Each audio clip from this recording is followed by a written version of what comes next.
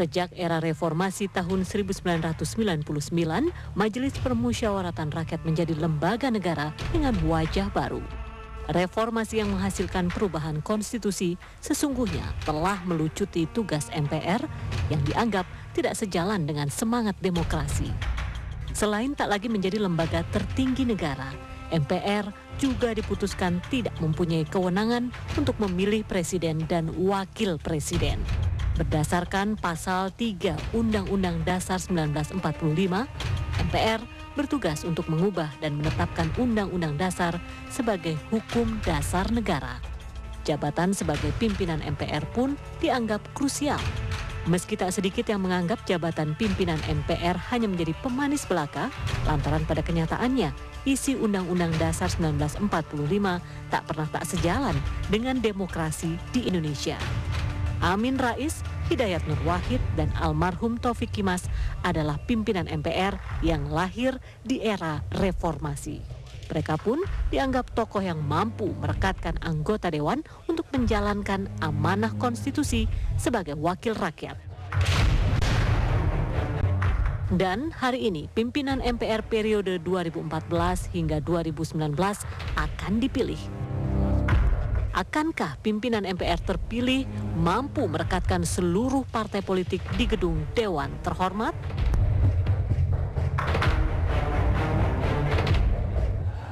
Ya, setidaknya masyarakat sudah mengetahui bahwa Pak Hidayat Nur Wahid memimpin Majelis Permusyawaratan Rakyat 2004-2009. Kita pagi ini pembicaraan kita diawali lah dengan pengalaman ataupun sharing dari Pak Hidayat Nur Wahid sebelum nantinya memang kita mendapatkan nama yang akan memimpin MPR selama 5 tahun ke depan. Ya, mengingat bahwa posisi Pak Hidayat Nur Wahid menjadi posisi yang sangat diincar saat ini. Sangat diincar ya? Ya betul Pak. Ya, jadi secara prinsip MPR tadi sudah diterangkan ya, memang seperti yang juga kemudian diatur dalam peraturan tata tertib dalam pasal tentang susunan kedudukan, MPR ini lembaga yang sangat penting karena dia adalah lembaga permusyawaratan rakyat, berkedudukan sebagai lembaga negara yang punya kewenangan tertinggi, ya karena memang tadi sudah disebutkan kan, dia terkait dengan amandemen Undang-Undang Dasar, juga terkait dengan pemilihan presiden, wakil presiden kalau ada yang berhalangan tetap. Jadi pengalaman saya memang MPR adalah lembaga yang betul-betul amat sangat dipentingkan. So kalau MPR tidak ada, kemudian misalnya nih, ada yang mengusulkan perubahan Undang-Undang Dasar dan kemudian disetujui. Terus siapa yang memimpin? Akan terjadi chaos. Misalnya juga kemudian terjadi, ya kita tidak tahu apa yang terjadi dalam konteks umur manusia ya. Mungkin presiden tiba-tiba terkena serangan jantung dan kemudian meninggal. Kan harus dilakukan pemilihan ulang. Memilihnya siapa? Rakyat? Bukan. Undang-Undang Dasar mengatakan yang memilih adalah MPR. Tentu MPR dengan pimpinannya. Begitu seterusnya. Dalam kehidupan bernegara, apalagi negara demokrasi, yang selalu menjadi rujukan adalah Undang-Undang Dasar. Pertanyaannya sekarang, apakah rakyat Indonesia mengerti Undang-Undang Dasar kita secara baik dan benar? Diperlukan sosialisasi. Siapa yang melakukan sosialisasi Undang-Undang Dasar kita sehingga Undang-Undang Dasar itu dipahami dengan baik dan benar, dan dengan cara itu kita bisa mengisi kehidupan bernegara secara konstitusional? Itulah, bukan orang jalanan tentu, itu tugas daripada MPR. Dan MPR tentu dengan pimpinannya. Jadi ini bagian-bagian yang kami kerjakan dahulu dan menghadirkan satu fakta bahwa pada periode kamilah atau mulai dari periode kamilah dilakukan sosialisasi Undang-Undang Dasar ke seluruh Indonesia dan bahkan ke dari masa pemerintahan ke pemerintahan begitu Pak Hidayat. Seperti apa hingga saat ini fungsi dan juga status dari MPR? Apalagi setelah masa reformasi kan, MPR ini kan juga akan berbeda kedudukannya sebelum dan setelah reformasi Pak Hidayat. Betul, memang sebelum reformasi ini disebut sebagai lembaga tertinggi negara karena dia berkewenangan untuk membuat GBHN, dia berkewenangan untuk memilih presiden, dan karenanya presiden disebut sebagai mandataris MPR. Itu begitu luar biasa. Tapi gara-gara itu kemudian menghadirkan kepala negara atau presiden yang dianggap sebagai otoriter, presiden yang tidak demokratis, presiden yang terlalu tinggi posisinya, sekalipun yang tertinggi mestinya adalah MPR. Itulah kemudian karenanya muncul reformasi. Nah, reformasi ini mengkoreksi beragam hal termasuk fungsi kewenangan kedudukan dari MPR dari lembaga tertinggi negara menjadi lembaga negara seperti lembaga negara yang lain. Tetapi kedudukan dia sesungguhnya atau kewenangan dia sesungguhnya tetap tertinggi karena dialah yang lembaga negara yang diberi kewenangan untuk mengamandemen undang-undang dasar atau menetapkan undang-undang dasar atau mensosialisasikan undang-undang dasar. Yeah. Ini adalah kewenangan tertinggi karena terkait dengan yang tertinggi.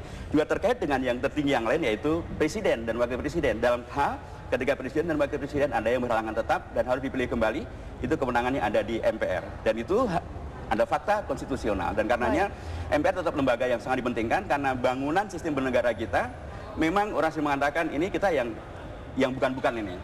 Indonesia negara agama bukan, negara sekuler bukan, sistemnya bikameral murni bukan, unikameral bukan. Inilah Indonesia. Ya. Jadi ada MPR, ada DPR, ada DPD, masing-masing dengan kewenangannya, masing-masing dengan sekretariat jenderalnya, masing-masing dengan pimpinannya. Semuanya berjalan dalam waktu bersamaan. Tidak ada yang namanya John Sessions dan kemudian menghadirkan seperti di Amerika, kemudian menghadirkan Kongres. Tidak. Ya. Inilah Indonesia kita, ini khas kita, itu sudah disepakati, itu konstitusional dan sah secara demokratis. Jadi wajar begini Pak Hidayat Nur Wahid ketika memang posisi untuk pimpinan ini diincar oleh siapa saja, banyak pihak begitu ya. Berbicara mengenai pimpinan, bagaimana komposisi pimpinan di MPR sendiri Pak Hidayat? Kalau merujuk kepada tata tertib terbaru yang dihadirkan secara musyawarah dan mufakat oleh fraksi-fraksi MPR dan kelompok anggota DPD, maka komposisi pimpinan MPR adalah terdiri dari 5 orang pimpinan.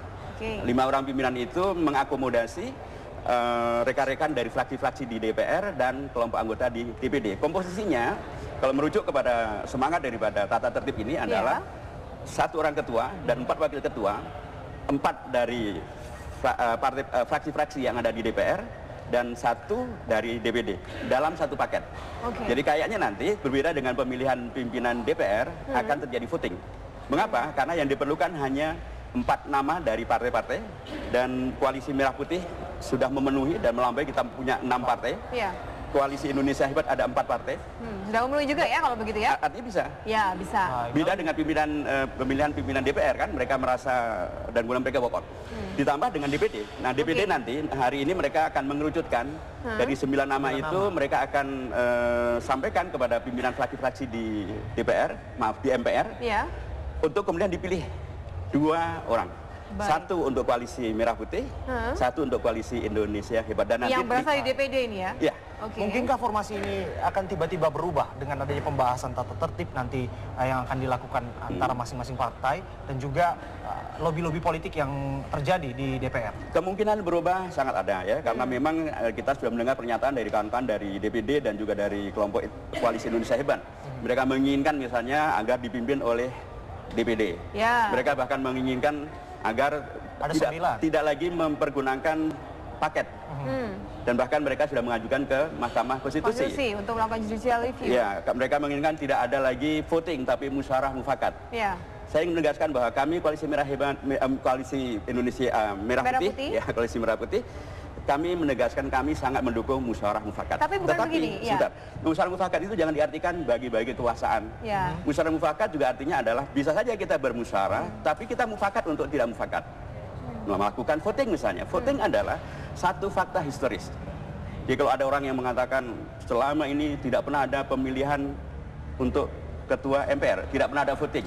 Tapi begini Pak Hidayat, saya potong lagi. Itu kesalahan dan disinformasi. Tapi harus mengutamakan musyawarah mufakat kan yang paling utama. Itu sudah dilakukan ya. Musyawarah mufakat itu sudah dilakukan dan hasilnya adalah peraturan tata tertib MPR. Ini adalah hasil musyawarah mufakat fraksi-fraksi dan DPD. Dan dalam konteks ini, musyawarah mufakat ini menghadirkan kesepakatan, yaitu dipilih secara paket. Berarti dalam sejarah jadi kalau memang betul-betul musyawarah mufakat, pakailah tata tertib yang ada. Kalau Anda ngaku pakai musyawarah mufakat, tapi kemudian Anda mengingkari paket, Anda mengingkari musyawarah mufakat yang Anda buat sendiri. Baik. Namun pada sejarahnya kemudian dari proses pemilihan kepemimpinan dari MPR, apakah memang selalu mengutamakan musyawarah mufakat atau pada kenyataannya kembali voting gitu? Selalu dimulai dengan musyawarah mufakat. Baik. Tetapi selalu hasilnya adalah musyawarah hasilnya adalah mufakat untuk tidak mufakat. Pak Hidayat, saya penasaran ketika pasnya utama adalah musyawarah mufakat ya, tapi ini sudah dilakukan. Berarti saya tidak langsung teman-teman dari koalisi Merah Putih ketika nanti pemilihan ketua MPR akan menitik beratkan pada proses voting. Jawabannya nanti ya. Kita minum dulu pemirsa, hanya di Apa Kabar Indonesia.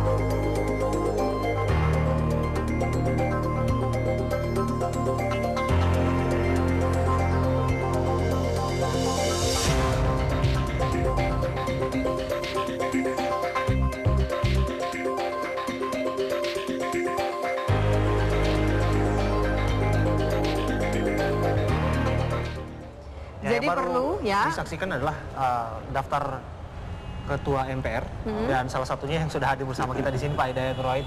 Pak Hidayat, kalau berbicara terkait dengan formula, mungkinkah kemudian formula ini secara tiba-tiba berubah? Karena banyak sekali isu yang beredar, arus opini yang menyatakan bahwa mungkin saja nanti pimpinan akan dari DPD begitu, atau mungkin saja formulanya akan berubah menjadi 9, 3 dari DPD, 3 dari KIH dan juga 3 dari KMP. Apakah hal ini mungkin terjadi? Sebelum kita masuk surga, semuanya bisa terjadi. Tapi kalau kita betul-betul serius dengan ingin mengacu kepada musyawarah mufakat, maka musyawarah mufakat itu bukan baru akan dilakukan besok, sudah dilakukan. Hasil dari musyawarah mufakat fraksi-fraksi di MPR dan kelompok DPD di DPD menghadirkan produk hukum yang bernama Peraturan MPR nomor 1 tahun 2004 tentang tata tertib MPR. Isinya apa? Tidak ada formula itu. Ketua harus dari DPD, nggak ada formula itu. Nggak ada juga formula isinya adalah pimpinan terdiri dari 9 orang, 3 DPD, 3 DPR, 3 koalisi Merah Putih, 3 koalisi Indonesia Hebat. Itu tidak ada. Jadi kalau memang serius dengan musyawarah mufakat, pakailah tata tertib yang sudah disepakati itu. Kalau Anda memunculkan yang lain, berarti orang layak untuk bertanya, Anda serius nggak sih pakai musyawarah mufakat? Jangan-jangan itu hanya kedok saja, atau pencitraan saja. Arus opini muncul kemudian akibat adanya persaingan yang sangat deras ya antara poros Koalisi Merah Putih dengan Koalisi Indonesia Hebat yang kemudian memunculkan mediatornya yaitu DPD. Untuk peluang DPD sendiri, Pak Hidayat seperti apa sih memegang kunci sebagai Ketua MPR ini? Ya, pertama munculnya 2 kubu dalam tanda kutip itu bukan hal yang baru. Tahun 2004 juga sudah ada 2 paket A dan paket B dari koalisi kebangsaan dan koalisi kerakyatan. Dan nggak ada masalah kok, waktu itu DPD sudah ada dan juga nggak ada masalah.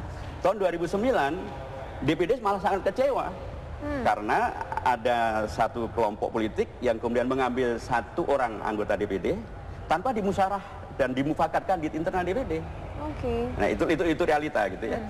Dan kemudian terjadilah penetapan dalam tanda kutip karena tidak pernah ada voting, juga tidak pernah ada musyawarah mufakat. Tahun 2009 itu terjadilah penetapan gitu saja. Nah sekarang ini kalau rekan-rekan DPD ingin berperan tentu silakan.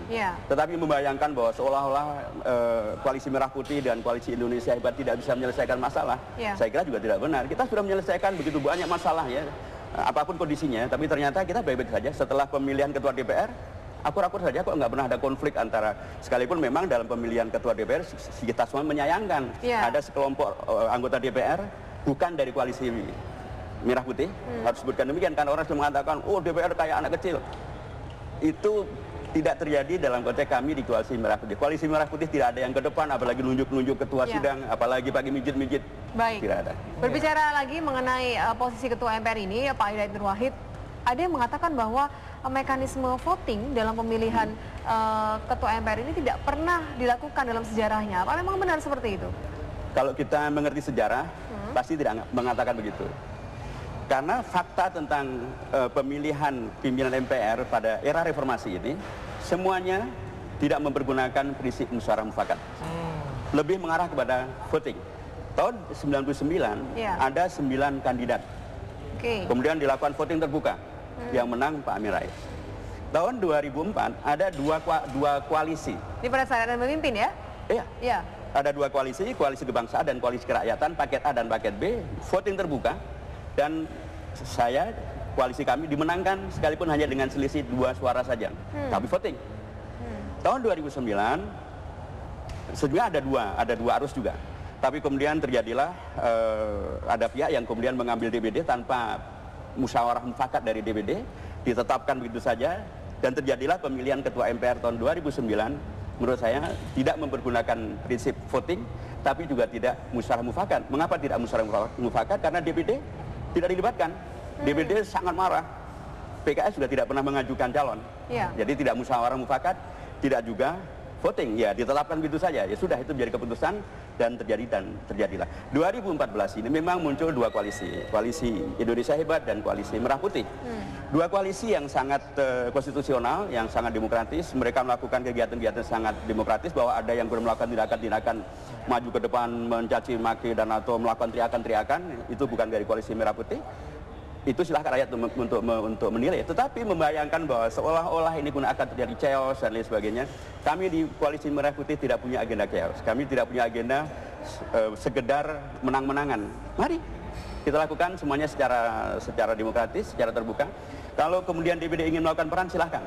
Tetapi apakah Anda nanti akan efektif atau tidak, ya itu kerja keras dari DPD. Tapi yang harus disampaikan adalah sering mereka mengatakan bahwa kan DPD adalah fraksi terbesar. Fraksi terbesar kalau ukurannya adalah DPD dengan PDIP dan seterusnya. Itu memang lebih besar DPD. Tapi realita politiknya sesungguhnya ada 3 kelompok. DPD, Koalisi Merah Putih, dan Koalisi Indonesia Hebat. Kalau dilihat dari angka pendukungnya, DPD 132, Indonesia Hebat 207, Merah Putih 353. Jadi mana yang paling besar? 353 ini sudah tambah dari Demokrat berarti ya? Karena selama ini Demokrat selalu dengan Koalisi Merah Putih dalam pemilihan ketua DPR juga apabila tidak ada kejutan-kejutan politik ya di akhir-akhir nanti begitu. Ya, kejutan-kejutan politik kita berharap bukan kejutan yang menghadirkan dalam tanda kutip ya sesuatu yang tidak sesuai dengan prinsip-prinsip umum tentang demokrasi. Baik, tapi yang paling penting ditekankan adalah bahwa voting itu memang konstitusional. Voting konstitusional berdasarkan tata tertib MPR dan terutama berdasarkan Undang-Undang Dasar. Kita bisa baca di pasal 2 ayat 3 tentang MPR, ditegaskan di sana bahwa segala putusan MPR diambil dengan suara yang terbanyak. Itu artinya ada voting. Saya termasuk sesungguhnya mengkoreksi pasal ini karena kalau memang semuanya hanya harus voting, ya perlu juga kita kritisi. Tetapi yang jelas dalam tata tertib disebutkan bahwa musyawarah mufakat memang ada bagian dari cara pengambilan keputusan. Tapi kalau itu tidak terjadi, maka cara berikutnya adalah dengan voting. Dan DPD ketika memilih pimpinannya dengan voting. Nggak ada masalah. 9 nama yang diajukan ke MPR itu dia akan diambil juga melalui voting juga ya, Pak Hidayat? Bukan melalui musyawarah mufakat itu, melalui voting juga. 9 yang diambil itu melalui voting di DPD. Dan nggak ada masalah kok. Kenapa kemudian seolah-olah voting sesuatu yang harus diingkari? Di DPR, pemilihan ketua DPR juga voting. Dan nggak ada masalah, apapun kondisinya. Jadi sekali lagi ukurannya adalah fakta apa yang sudah terjadi. Dan sesungguhnya itu masih bisa ditolerir. Dalam konteks DPD misalnya semuanya dipilih dengan cara voting, tidak satu pun dengan musyawarah mufakat. Pemilihan ketua DPD dengan voting, pemilihan 9 nama yang diajukan ke MPR juga dengan voting, dan itu tidak ada masalah. Baik, lalu kemudian kalau kita melihat strategi yang disiapkan oleh masing-masing koalisi, adanya pertemuan antara ketua umum di Koalisi Indonesia Hebat dan juga begitu pula dengan Koalisi Merah Putih, ya? Seperti apa sesungguhnya strategi yang sudah disiapkan kalau boleh dapat bocoran ini dari Koalisi Merah Putih? Ya, common sense saya kira, bukan pembocoran ya. Kami tentu akan menghadirkan paket sebagaimana diatur dalam tata tertib yang terdiri dari 4 partai politik dan dari DPD. 4 partai politik ini Demokrat bersama dengan kita, seluruh partai yang kemarin terlibat dalam pemilihan ketua DPR akan masuk. Demokrat dipastikan masih tetap bersama, Pak Hidayat? Demokrat sampai detik ini masih tetap bersama dan biasanya Demokrat kalau sudah memutuskan tidak berubah ke sana kemari. Dan itu kita lihat pada waktu pemilihan ketua DPR ya, kita sudah mulai waktu pemilihan ketua DPR. Demikian juga P3 insya Allah akan diakomodir kepentingannya dan DPD akan menjadi bagian dan karenanya tidak sama dengan tahun 2009 ketika kemudian dicomot begitu saja tanpa musyawarah mufakat dengan DPD. Baik, sudah pasti nama-nama yang akan diajukan? Sampai detik ini relatif sudah pasti. Ada berapa nama sih? Kan ini yang kabar beda ada 1 nama ya? 5 dong, bukan 1. Ya, tapi yang beda ini 1 nama. Setiap fraksi mengajukan 1 nama, ya, yang disepakati tentu. Kemudian dari DPD nanti akan kita pilih melalui mekanisme rapat konsultasi antara kelompok DPD di MPR dan fraksi-fraksi MPR di MPR. Baik, kalau Pak Hidayat tadi menyatakan bahwa ini tidaklah bocoran atau tidaklah rahasia, boleh dapat sedikit saja informasi bahwa Demokrat termasuk tidak dalam paket yang disediakan Demokrat termasuk dalam paket yang disediakan oleh Koalisi Merah Putih. Bocorannya ini. Bocorannya juga. Ini kan bocoran positif misalnya. Proses untuk pemilihan ketua MPR ini kan masih berlangsung nanti malam ya Pak ya. Betul. Pastinya juga ada rangkaian-rangkaian untuk paripurna dan pertemuan antar fraksi. Bagaimana nanti ini prosesnya Pak? Ya, dari pagi ini fraksi-fraksi akan bertemu di masing-masing fraksinya gitu ya. Dan kemudian kelompok DPD juga akan bertemu di kelompok DPD. Setelah itu kita jam 1 nanti siang akan ada pertemuan rapat bersama, rapat konsultasi antara pimpinan fraksi-fraksi di MPR dengan kelompok DPD di MPR untuk memilih dari 9 nama yang diajukan secara voting lagi, bukan musyawarah mufakat secara prinsip dari DPD itu mana yang nanti akan diambil oleh koalisi Merah Putih dan mana yang akan diambil oleh koalisi Indonesia Hebat. Nah, masing-masing akan ngambil satu dan kemudian kedua-duanya nanti akan ditampilkan di dalam prosesi pemilihan Ketua MPR di rapat paripurna MPR yang akan diselenggarakan sekitar jam 19.30 nanti malam. 19.30. Sedikit saja, Pak Hidayat, yakinkan saya dan juga mungkin pemirsa bahwa proses pemilihan dan juga sidang paripurna nanti begitu tidak akan seperti apa yang terjadi pada sesungguhnya Mas, kalau Anda objektif ya, itu jaminan tidak diminta dari kami. Ya. Karena kami koalisi Merah Putih kami baik-baik saja kok, tidak ada yang interupsi aneh-aneh, apalagi saya maju ke depan nunjuk-nunjuk, nggak ada tuh dari koalisi Merah Putih. Kalau dari kami jaminannya aman dan damai. Kami pun datang tepat waktu, tidak kemudian datangnya pun telat, sehingga kemudian waktu terulur-ulur, sampai tengah malam. Seandainya semuanya kita komitmen dengan waktu, dan dengan etika yang sudah kita sepakati dalam konteks tata tertib di MPR, nggak akan terjadi molor-molor sampai jam 4 pagi. Jadi, kalau dari sisi kami, itu sudah tradisi di Koalisi Merah Putih, kami menyelenggarakan prosesi ini dengan cara yang damai, konstitusional, taat waktu, taat tata tertib, itu kami kerjakan. Itu sudah terbukti. Baik. Damai, yang lainnya tentu dan taat waktu. Kita berharap bahwa ini akan terjadi nanti, mengingat bahwa jutaan pasang mata akan menyorot apa yang terjadi di Senayan dan melihat siapakah ketua MPR yang terpilih nanti. Terima Mohon didoakan, mudah-mudahan kita lebih baik. Ya, baik, terima kasih Pak Hidayat Nur Wahid, sudah mantan Ketua MPR 2004-2009. Dan selanjutnya pemirsa kami akan mengabarkan bagaimana suasana lalu lintas tentunya ya di kita akan hari melihat pertama Anda mulai aktivitas Anda. suasana lalu lintas. Baik, ada 4 titik. Yang pertama di Kampung Rambutan, ramai dan lancar kalau kita lihat. Bagaimana dengan kawasan di sebelah titik Kampung Rambutan, MT Haryono? Nah, MT Haryono terlihat ramai lancar juga, tidak terlihat kepadatan yang secara signifikan di sana. Bagaimana dengan di jalur masuk Jakarta atau di wilayah Bekasi Barat, exit tol Bekasi Barat, kita hadirkan gambarnya kepada pemirsa. Cukup lengang ya di hari pertama aktivitas ini, tidak terlihat kepadatan yang cukup berarti begitu? Ya, nampaknya banyak yang bersiap-siap mau nonton sidang. Masih lama, masih jam pemilihan ketua MPR. Tetap harus beraktivitas dulu dong. Baik. Ini adalah visual dari Simpang Ciawi Bogor. Alhamdulillah dari 4 titik lancar semua pagi ini. Iya, kita berharap juga Pak Hidayat Nur Wahid yang nanti akan menuju ke Senayan ya, langsung untuk bersiap-siap nanti juga tidak akan ada rapat di kemacetan fraksi sebentar lagi. Baik, terima kasih. Dan kita akan melanjutkan apa kabar Indonesia pagi, namun ini akan sendiri. Saya tinggal nggak apa-apa ya? Nggak boleh, kamu harus di sini. Atau lobi-lobi dulu. Kita ada 2 pembicaraan yang berbeda tentunya. Saya di sini mengawal untuk pemilihan ketua MPR, dan Abi mengawal apa, Bi?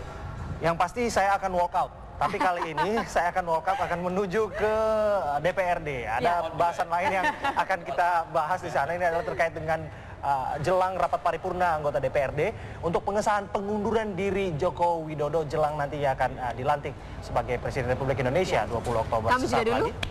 Apa kabar Indonesia saat lagi?